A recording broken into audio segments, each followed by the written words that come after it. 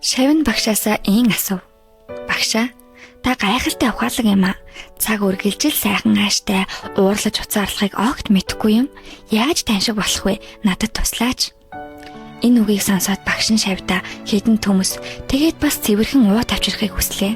Тэгээд хэрвээ чи хэн нэгэн хүнд ууралвал эсвэл гомдвол нэг төмөс аваад нэг тал дээр нь өөрийнхөө нэрийг бичээд нөгөө тал дээр нь чамтай муухай харьцсан хүний нэрийг бичээд энэ уутанд хийж байгаарэ гэж хэлв.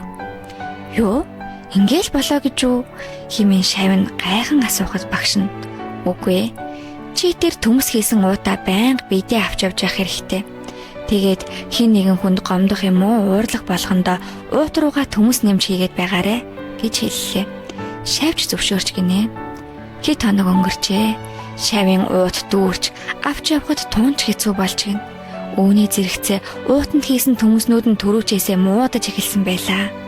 Бүр зарим төмс нь ялзарч муухай үнэртэй болсон байх ба зарим нь соёолсон байх нь харагдана гин.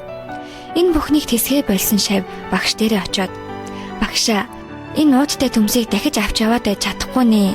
Нэгдүгээрт ууттай минь хитрхи хүнд болсон байна. Хоёрдугаарт зарим нь бүр муудаж эхэллээ гэж хэлв. Багш нь яг ийм зүйл чиний сэтгэл дотор ч гэсэн болж байгаа. Хин нэгэнд уурлахад, хин нэгэнд гомдоход сэтгэл чинь нэгэн хүнд хар чулуу үүсэн бий болж байдгийм. Харин чи зүгээр л үнийг анзаардаггүй. Ингээд дараа нь чулуунууд улам олон болж нэмэгдсээр даагдхийн аргагүй хүнд болдгийм да гэж хэлж гинэ.